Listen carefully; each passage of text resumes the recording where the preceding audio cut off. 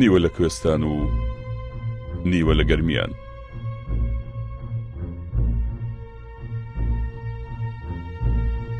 ژینگەیەکی فراوان،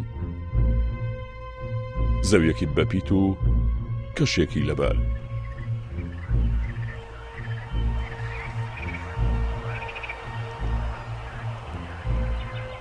کوردستان ئاوێتەیەک لە گەرمای بەتینی هاوین و سەرمای بەهێزی زستان.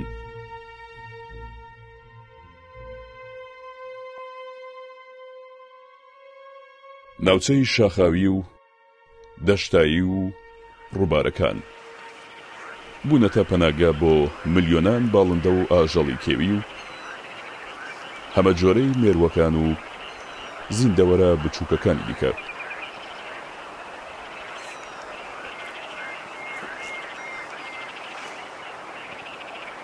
ڕووبارەکان پڕن لە باڵندە و زیندەوەری ئاوی. بۆ ئەوان ژیان تەنها بریتە لە ڕزگاربوون و مانەوە.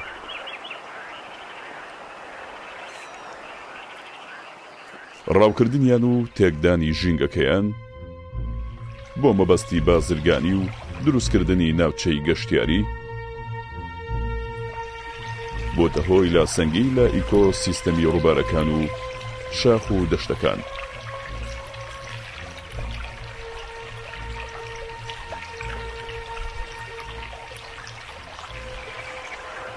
بەڵام لەگەڵ هەموو ئەو سەختیانەشدا ئاژەڵ و باڵندە کێویەکان بەردەوامن لە ژیان، شەڕ دەکەن لە پێناومانەوەیاندا.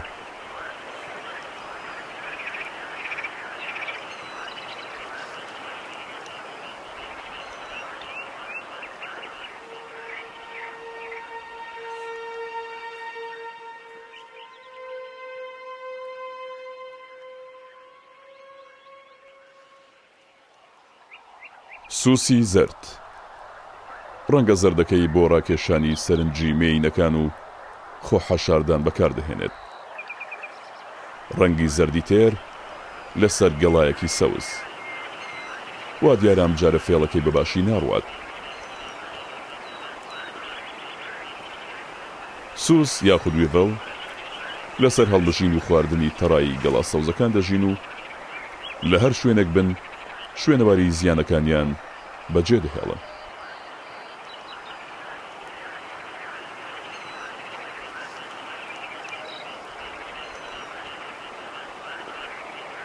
کاتێک زیاتر وردەبینەوە لە سەوزاییەکان، زیندەوەری بچووکی وەک ئەم بۆ قەداری نەدەبینی کە قەبارەیان زیاتر نییە لە 2 سانتیمەتر. بەخۆ هەڵواسین بە قەدی ڕووەکە سەوزەکاندا 2 ئامانجی هەیە. یەکەمیان زیاتر دەتوانێت لە نێچیرەکانی نزیک بێتەوە کە مێرووی بچووکن. دووەمیان خۆش شار نەبێ لە ترسی بوونەوەرە ڕاوکەرەکانی دیکە.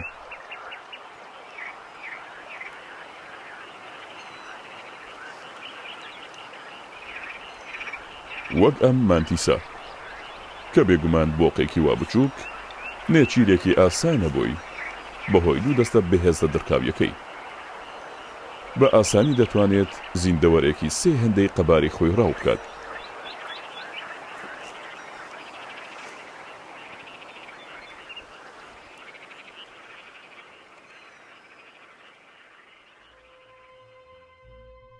لە گەشتێکی تیمەکەماندا بۆ شاخی بەرانان لە باشووری خۆر ئاوای شاری سلێمانی، بەردەڵانێکی بەرز و ئاشکەوت و پەناگە بوونەتە شوێنێکی گونجاو بۆ ژیانی چەندین باڵندە و ئاژەڵی دەگمەن.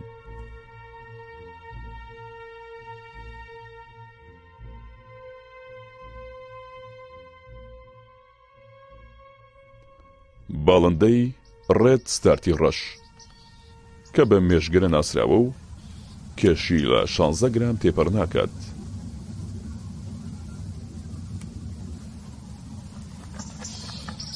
ئەم کەلێن و بەینی شاخە بەردینەی کردۆتە پەناگە بۆ خۆی.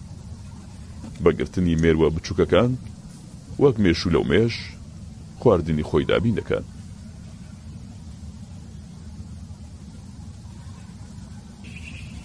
باڵندەی ڕێد ستارت ناوچەگەرە و ڕێگە نادات باڵندەی لە جۆری خۆی لە ناوچەکەیان نزیک بێتەوە. تێکەڵبوونی ڕەنگی لەگەڵ دەوروبەرەکەی باشترین چەکی ئەوە بۆ خۆ حەشاردان لە ترسی ئاژەڵ و باڵندە گۆشخۆرەکان کە لە هەمان ناوچەدا دەژین.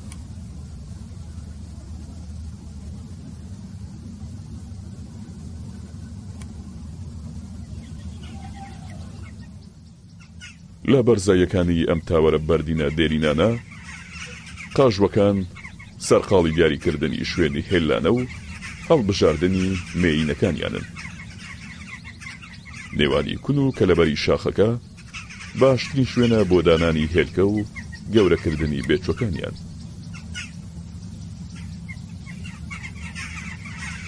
بەهۆی سەختی شوێنی لانەکانیان پارێزراون لە ئاژەڵە گۆشخۆرەکانی وەک ڕێوی و چەقەڵ و خشۆکی وەکمار. بێچووە پێگەیشتەکان هەوڵی دروستکردنی هێلانە دەدەن لە هەمان ئەو شوێنەی لێی گەورە بوون. باڵندەی قاژوو یاخود جاگداو بچووکترین باڵندان لە خێزانی قەلەڕەشەکان، توانای زیرەکیان ئێجگار سەرسوهێنەرە.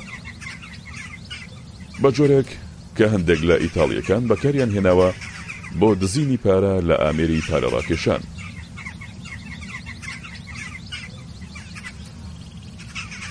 پەیوەندی نێوان ئەم باڵندانە بۆ هەمیشەیە و نێرینە و مێینەکانیان پێکەوە دەبن و لێکجیا نابنەوە، تەنانەت ئەگەر لە هێلکەدانان و گەورەکردنی بێچۆکانیشیان سەرکەوتوو نەبن. ئەم باڵندانە بەپێی شوێنی ژیانیان جۆری خواردنەکانیان دەگۆڕێت. لە شاخەکان مێرووەکان و میوە و جارجار هێلکەی باڵندەکانی دیکەش دەخۆن. بەڵام لە نزیک شارەکان تۆ و پاژماوەی خواردنی مرۆڤەکان دەکەنە سەرچاوی خواردن بۆ خۆیان.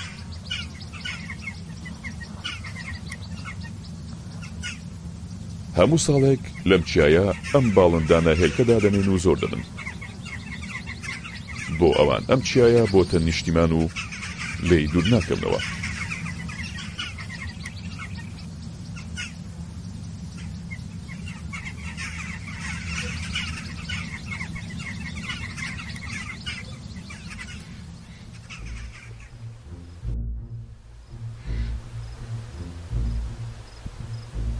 دوای گەڕانەوەمان لە شاخی بەرانان گەشتەکەمان بەردەوام دەبێت بۆ زیاتر گەڕان بە دوای ئاژەڵ و بوونەوەری کێویدا. بۆیە بڕیارماندا پێش دەست بەکاربوون شوێنێک بۆ حەوانەوە بدۆزینەوە پێش ئەوەی شەومان بەسەردا بێت.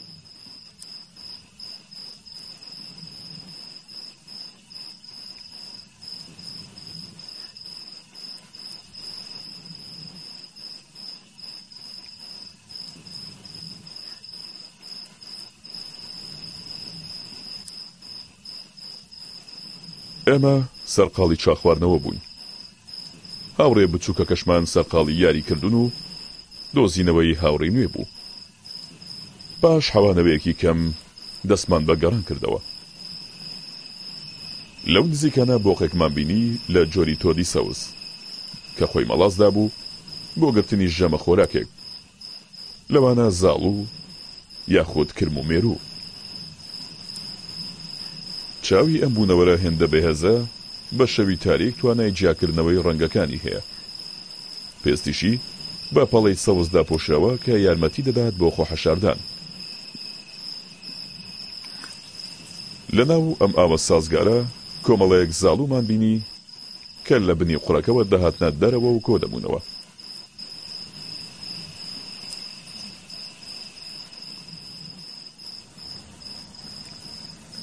هەزار پێکانیش کەوت بوونە جۆڵە لە تاریکی شەودا. وەک سروشتی خۆیان هەندێکیان بۆ پەیداکردنی خواردن و هەندێکیشیان بە بوونی ئێمە بێزار بوون و دوور دەکەوتنەوە و خۆیان حەشار دەدا.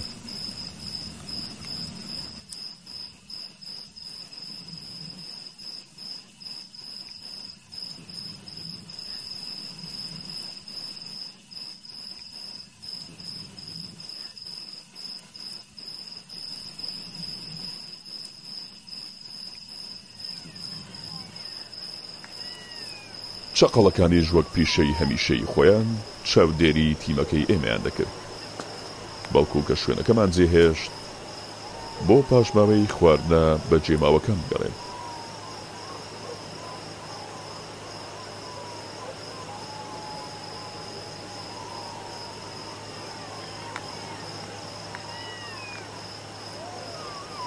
ناو بەناو لە نێوان چڕی گژ و گیاکە دەردەکەوتن و لە ناکاو دیار نەدەمان.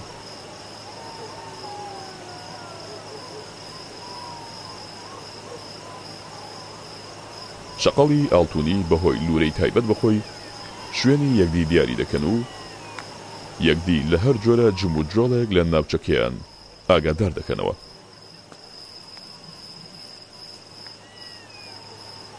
یاخود بۆ دیاریکردنی ناوچەی ژێردەسەڵاتی خۆیان تاوەکو گروپەکانی دیکە ئاگادار بکەنەوە کە خۆیانی لێ بەدوور بگرن.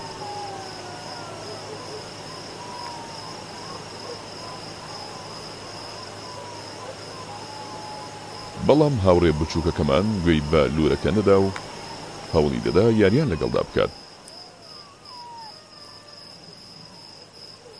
ئەمە بۆ چەقەڵەکە مایەی بێزاری بوو، هەر بۆیە دوور کەوتەوە.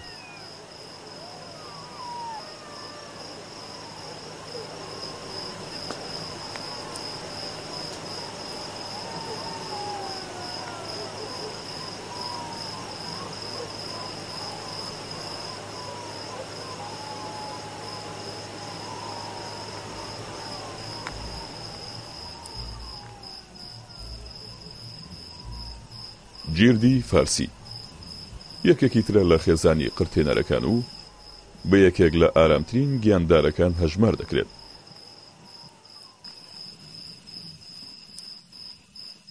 ئەمانە بە درێژای تەمەنیان بە هیچ شێوەیەک ڕوبەڕووی یەکدی نابنەوە و شەڕ لەگەڵ یەکتردا ناکەن.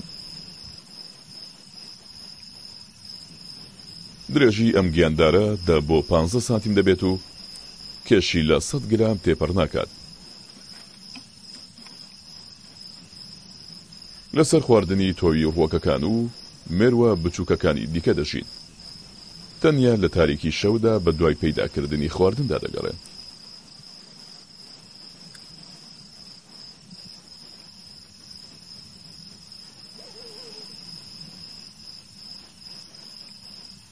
کۆتایی کلکی کە بە شێوەی فڵچەیی و تاریک دەردەکەوێت یارمەتی دەدات بۆ ڕاگرتنی هاوسەنگی لە کاتی جم و جۆڵدا.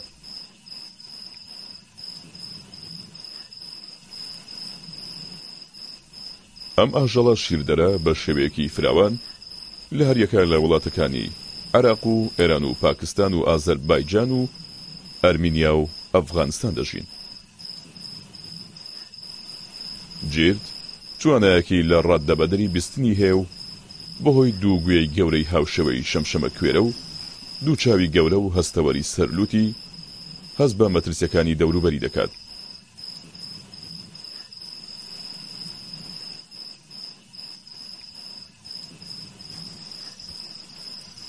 گونجاوترین ناوچە بۆ ژیانی جێردی فارسی بریتیا لە ناوچە گەرمەکان و گردۆڵکان، نیمچە ڕووەچیەکان و بەردەڵانەکان.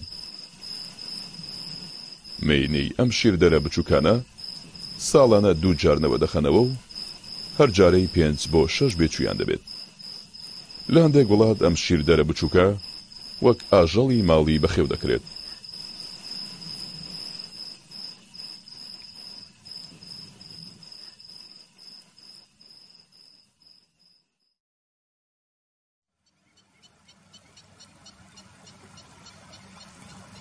بەرە بەیانێکی شێدار و سارد لە دەریاچەی دەربەنی خان.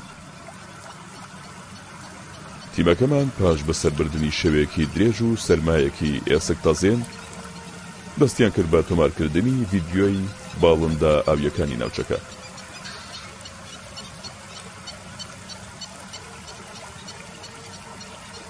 کات 6:30 خولەکی بەرە بەیانە و پلەی گەرمی 7 پلەی سەدیە. نەورەسەکان و باڵندا ئاویەکان و ماسیگرەکان دەستیان کردووە بە گەڕان بە دوای خواردندا. سەرقاڵی و جمجۆڵی باڵندەکان واتە زیندوی و بەردەوامی سووڕی ئیکۆسیستەمی دەریاچەکان. بە هەمان شێوە باڵندە ئاویەکان یارمەتیدەرێکی باشن بۆ ژینگەکە لە ئامادەکردنی خواردن بۆ زیندەوەرە بچووکترەکان کە لە ناو یاخود لە دەرەوەی دەریاچەکە دەژین. خواردنیان بریتە لە ڕۆبیان و ماسی و مایکرۆ ئۆرگانیزمەکانی ناو ئاوەکە و زیندەوەرە دەریایەکانی دیکە.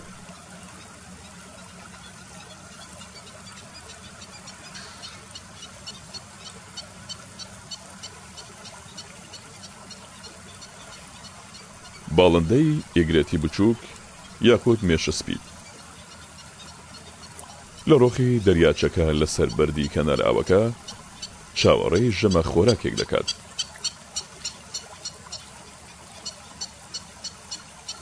ئەم باڵندەیە ئەندامێکی چالاکی خێزانی هێرۆنەکانە، خاوەنی دەنوکێکی درێژی بەهێزە کە ئەمەش یارمەتی دەدات بۆ گرتنی ماسی و ماری بچووک لە ناو ئاودا.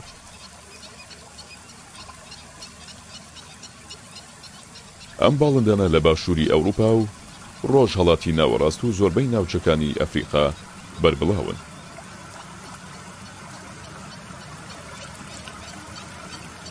خواردنیان بریتە لە ماسی و خشۆکە بچووکەکان و ئەم فیبیان و هەندێک جار باڵندە بچووکەکانی دیکە. نێرینە و مێینەی ئەم باڵندانە دوای جوودبوون هێلکەکانیان بە هاوکاری یەکدی هەڵدێن و پێکەوە دەمێننەوە بۆ گەورەکردنی بێچۆکانیان.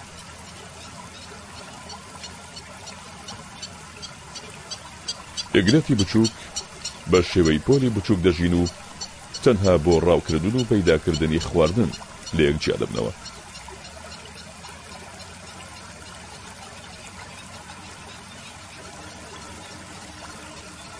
بەوەستان لە کەناری ئاوەکە و ئارامگرتنێکی زۆر خواردن دەست دەخان. هەندێک جار باڵەکانیان دەکەنەوە بۆ ئەوەی باشتر ژێرەوەی ئاوەکە ببین و نێچیرەکەیان ئاسانتر دەستکەوێت.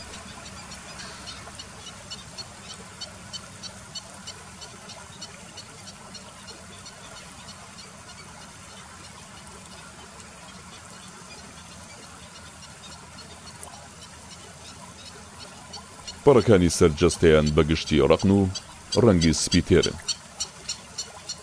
لەگەڵبوونی دەستەیەک پەڕی نەرمی ئاوریشمی لەسەر سنگی و کلکی کە بۆ نمایشی جوانی بەکاری دێنێت.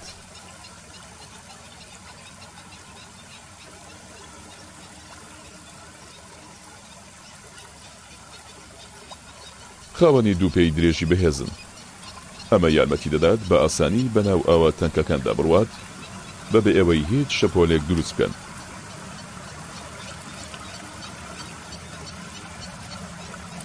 ئەم باڵندانە زۆر کات بێزار دەکرێن و لایەن ڕاوچیەکانەوە ڕاو دەکرێن و دەکوژێن. ئەمە شوای کردووە لە هەرێمی کوردستان ژمارەیان بەرەو کەمبوونەوە بڕوات.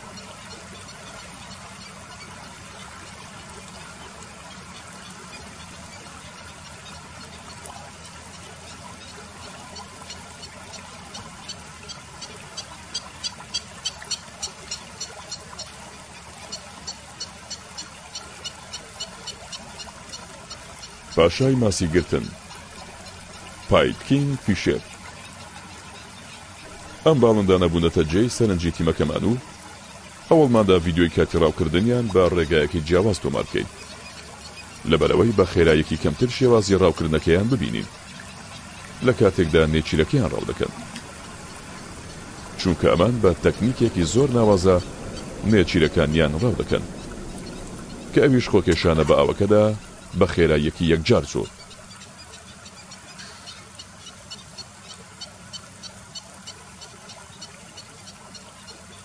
لە بەرزی 15 مەتر لە ڕووی ئاوەکەوە بە شێوەیەکی هاوسەنگ ئۆڤەر دەکەن و سەیری بەشی ژێرەوەی خۆیان دەکەن بۆ دیاریکردنی نێچیرەکەیان.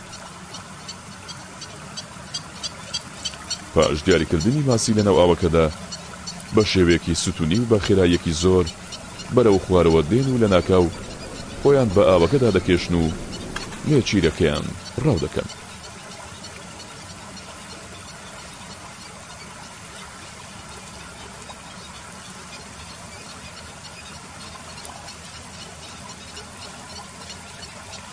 بە یارمەتی ئەیرۆدانەمیکی پەڕەکانی باڵی و کلکی و دەنوکە تیژەکەی زۆر بە کارەمەیی هێرش دەکات.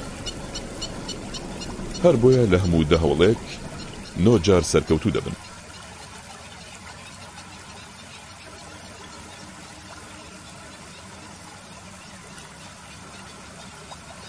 ژمارەی ئەم باڵندانە لە کوردستان ڕوو لە هەڵفشانە.